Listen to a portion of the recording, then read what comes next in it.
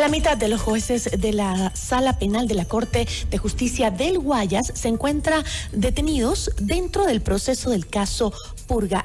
¿Existe un sistema judicial en el país que se encuentra en emergencia? La entrevista a la carta, en diálogo directo con los protagonistas de los hechos. Nos acompaña a esta hora Javier Palacios, abogado constitucionalista. Abogado, qué gusto. Gracias por acompañarnos. Un gusto, Gisela. Abogado, lo que sucede cada vez nos sorprende más, ¿no? Uno cree que no se puede sorprender más con estos casos, pero la verdad es que cada mañana aparece un dato nuevo. ¿Qué soluciones se puede dar al Consejo de la Judicatura frente a la falta de jueces que ahora hay en la sala, en la Sala Penal del Guayas por estos casos de corrupción? Qué gusto, Gisela. En el problema del Consejo de la Judicatura operativo, que tendría ahorita por la falta de 7 jueces, me parece, de la Sala de lo Penal de la Corte Provincial del Guayas, el tema es que tiene que hacer un encargo. No tiene otra alternativa el Consejo de la Judicatura porque hay un déficit de jueces en general y no existe en la actualidad un banco de elegibles del cual el Consejo de la Judicatura pueda nombrar jueces al menos de manera temporal, que sí lo podría hacer si existiera un banco de elegibles. Pero este problema se da en parte más allá de los hechos de corrupción, porque el Consejo de la Judicatura no ha promovido concursos para seleccionar jueces ni de primer nivel ni de cortes provinciales desde ya el año 2016, más o menos. No existen concursos que nos permiten tener bancos de elegibles. Y por otro lado viene un tema de una evaluación de los jueces, ¿no? Creo que hay que depurar el sistema judicial con una evaluación seria que permita sacar a los malos elementos. Es impensable, hay jueces que tienen varias sanciones administrativas de todo tipo y continúan administrando justicia sin contar con los procesos en los que están involucrados causas penales. Ahora, ¿y cómo hacemos los ciudadanos, la ciudadanía en general, para poder confiar en los procesos de la justicia cuando vemos casos que envuelven a más de la mitad de los miembros de una sala? El primer paso que debe tener la ciudadanía para confiar es que los procesos se vuelvan realmente públicos. Creo que el control social, cuando el proceso es público, se ve las actuaciones de los abogados, allí podemos identificar cuando una causa está o no presumiblemente hechos de corrupción. Lamentablemente la publicidad en el Ecuador es bien tenue. Hay pocas salas, hay pocas cortes que publicitan sus audiencias telemáticas, cuando todas las audiencias deberían ser telemáticas para la ciudadanía, que puedan ver lo que está pasando en una sala de audiencias. Y por otra parte, a los jueces que incurren en inconductas de tipo penal, debe sancionársele. Y no debe morir el proceso en un show mediático en el que en un momento nos alarmamos, pero luego el proceso pasa a estar dormido en los juzgados y en realidad no sucede nada, sino que deben haber sanciones ejemplares. Creo que el rol que ha tomado la Fiscalía ahora en los 2 casos, en Purga y Metástasis, es importante, ¿no? Pero de esto también dependerá de que la causa siga y que los jueces que tienen que juzgar a sus colegas adopten decisiones en derecho. Creo que el doctor de la cadena en el caso Purga ha hecho una decisión sensata, una primera decisión sensata, el doctor Javier de la Cadena, en disponer la prisión preventiva de los jueces, porque creo que era impensable, después de todo lo que reveló Fiscalía, no por un tema de legalidad, sino de legitimidad, que ellos continúen administrando justicia en la Corte Provincial del Guayas. Una locura. Ahora, ¿se puede hablar de un proceso de transformación, de depuración de la justicia sin todavía conocer exactamente los alcances que tiene el crimen organizado en este sistema? Porque cada día, como decíamos, salta algo más. Se puede iniciar ya este proceso de depuración independientemente de que puede saltar cada día más, porque si esperamos a que se revele toda la historia de corrupción del sistema judicial, nunca vamos a depurar el sistema judicial ecuatoriano. Recordemos que la historia de corrupción es una historia crónica en el Ecuador, no es de gobierno, sino ya es sistémico el problema en el Ecuador. Y si no depuramos ahora con una evaluación seria de los funcionarios judiciales, con una Contraloría que ha anunciado que va a hacer un examen al patrimonio de los funcionarios judiciales, ojalá que UAFE también haga su propio examen al respecto. Si no hacemos eso ahora, simple y sencillamente vamos a tener jueces procesados entre Metástasis y la Purga estamos hablando de menos de 2 meses y han saltado más de 40 funcionarios judiciales. ¿Qué esperamos para evaluar a todos los funcionarios judiciales? Y no es solo a jueces, sino secretarios, ayudantes judiciales, todos quienes están involucrados en el sistema. Y sobre todo, creo yo, porque no es posible que los jueces hayan operado en una red de corrupción de la cual los funcionarios de la Corte no se hayan enterado jamás de lo que sucedía. Es poco probable aquello, al menos no suena lógico, porque esta red de corrupción, perdóneme la expresión que voy a utilizar, parecerían empresarios, entre comillas, legales, porque coordinaban con el juez, coordinaban con quien controlaba al juez, que era el Consejo de la Judicatura, y con quien comunicaba las actuaciones de la Corte Provincial del Guayas. Entonces, aquí era una estructura muy bien cimentada que no se limitaba a tener contacto con el juez, sino con todo el ecosistema que lo rodeaba. No nos podemos quedar simplemente con la detención de los jueces y que continúe la investigación. O sea, hay que ir a la raíz del problema, digamos. Por supuesto, hay que irnos a la raíz del problema. Sobre todo, y esto hay que empatarlo con otro tema.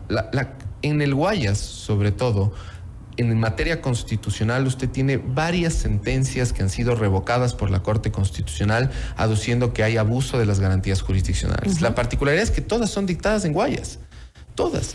Desde el que vemos ahora, un ex asambleísta que utiliza una garantía jurisdiccional de manera indebida para obtener una indemnización del Banco del Pacífico, y un largo etcétera que la Corte Constitucional a diario, o al menos de manera mensual, declara un error inexcusable de estos jueces. Pero estos jueces, ¿qué pasa?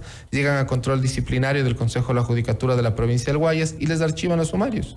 Pero, doctor, ¿podemos pensar de alguna manera, viendo todo esto, que tal vez las cortes en Quito sean diferentes, en Pichincha sean distintas, por ejemplo? Creo que hay un... ¿Por qué podemos pensar que aquí no penetró el narcotráfico y la corrupción? No creo que no exista, no creo que tampoco es un tema de regionalismo, pero sí creo que al menos las cifras, la estadística y la data nos da de pensar que en las provincias de la costa y con acentuado en la provincia del Guayas se dan más de estos casos, lamentablemente. ¿Cuál es la razón? Creo que la razón es que aquí tenemos una fiscalía en la capital, en la que tiene un margen de actuación quizás un poco más rápido, ¿no?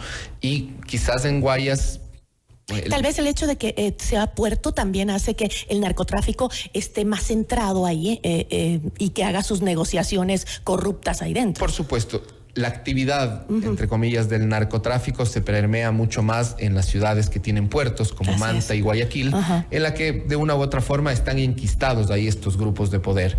Y por ello buscan también aliados estratégicos que vendrían a ser los servidores judiciales para satisfacer sus fines. Pero también creo que es un error asociar los casos de corrupción únicamente al narcotráfico, porque vemos que también hay políticos metidos en esto. Entonces, pero como que se vuelve una argolla, ¿no? Y a la final siempre están por ahí relacionados. Siempre están relacionados, pero creo que no podemos ser miopes y pensar que solo es el narcotráfico. También hay otro tipo de delincuencia organizada. Y otro tipo de intereses de esa delincuencia. Otro tipo de intereses. Y quizás la política, que puede ser el foco, es la que le está sirviendo al narcotráfico para ser canal para llegar a los servidores judiciales. Bueno, ya lo hemos visto, ¿no? Hemos visto que han estado muy cerca de manejar la Asamblea Nacional, ¿no? En los chats que ha presentado la Fiscalía, ¿no? Entonces, por eso yo digo, es un círculo. Va el narcotráfico, se beneficia de los políticos y también los políticos se benefician del narcotráfico y de meterle la mano a la justicia. Efectivamente, y de meterle la mano a la justicia no solo con los jueces, sino también a través de juicios políticos, ¿no? Porque vimos que eran asambleístas vinculados al narcotráfico promovían juicios políticos a vocales del Consejo de la Judicatura porque les resultaban incómodos. Y aquellos que hoy también están pidiendo un juicio político en contra de la fiscal Diana Salazar, ¿quién ha develado todo esto? Creo que los hechos revelan cuál es el interés de este juicio político, garantizar impunidad. Porque aquí no es un tema de venganza de la señora fiscal, no es un tema de animadversión de la señora fiscal. La señora fiscal ha presentado al menos elementos que nos inducen a pensar algo. Será la justicia la que determine, pero no recuerdo yo, al menos hace 10 años atrás, que tengamos un fiscal que le haya puesto tanto frente al sistema de justicia y la metida de mano, ya no del político cualquiera, sino metido con un tema de narcotráfico y delincuencia organizada. Ahora, estos chats revelan una especie de tarifario para los jueces, para que resuelvan causas en beneficio veíamos de Salcedo, por ejemplo, y demás implicados en los casos Metástasis y Purga. Salcedo cuenta que él pagó $80,000 por la polémica decisión del juez de Paján en Manabí, que lo liberó tras los cargos de delincuencia organizada, ¿no? Estos pagos para la resolución de causas son alguna novedad para los operadores y partes implicadas en el sistema de justicia. ¿Se puede creer que para alguno es una novedad? No creo que sea una novedad. Yo creo que lamentablemente, así como hay servidores judiciales que se prestan para estos actos de corrupción, también hay abogados privados que promueven esto.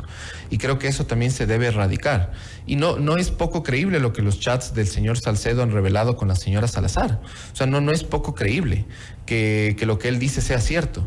porque es vox populi en algunos casos que ocurre. Usted ve en procesos judiciales en los que el abogado que tiene llegada con el juez, así hable lo que hable, así esté en contra de la norma, tiene un fallo favorable. Paján, Manglar Alto, el señor juez de Yaguachi, que obtenían sentencias que querían, aun cuando eran en contra de la norma. Y esas sentencias no es por ignorancia del juez. La justicia es un mercado en este país, un mercado, que se vende al mejor postor. Porque incluso yo he escuchado casos no de políticos ni de gente adinerada, sino de personas que se meten en un problema, contratan a un abogado, el abogado me dice, el juez me pide tanto.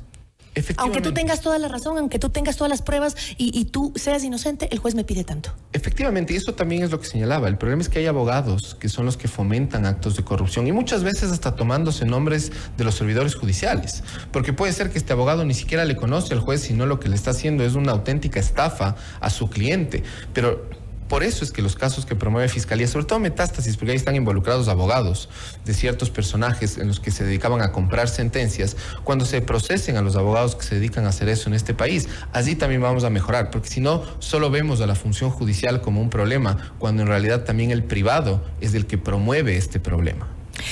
Para cerrar brevemente, ¿cómo se debería proceder para la depuración más rápida y eficaz de lo que estamos viviendo ahora en la justicia? Para mí la depuración primero parte de una evaluación sistémica a todos los funcionarios judiciales, incluidos los de la Fiscalía. Y esta evaluación debe contar con el apoyo de organismos internacionales y la academia. Esto de evaluar solo con gente interna del Consejo de la Judicatura no funciona, no ha funcionado y no va a funcionar. Son parte de la corrupción. Son parte de la corrupción. Por otra parte, usted necesita una actuación urgente de la Contraloría General del Estado y de la Unidad de Lavado de Activos. Porque el día en que usted la plata mala vida no la puede gastar en el país, empezamos a tener un problema. Y finalmente, creo que falta una reforma urgente al Código Orgánico de la Función Judicial para limitar las competencias del Consejo de la Judicatura, que muchas veces sirve para garantizar la impunidad de los jueces y también para poner sanciones ejemplares a los servidores judiciales. Yo creo que es una sanción administrativa válida que si un juez está involucrado en un caso de corrupción y es condenado, deba devolver todo lo que el Estado ecuatoriano le ha pagado, porque es realmente impresentable que un servidor judicial que administra justicia esté involucrado en actos de corrupción. Muchísimas gracias, doctor. Siempre a las órdenes. Nos acompañó Javier Palacios, abogado constitucionalista. Notimundo a la carta. Información oportuna al instante mientras realiza sus actividades al mediodía.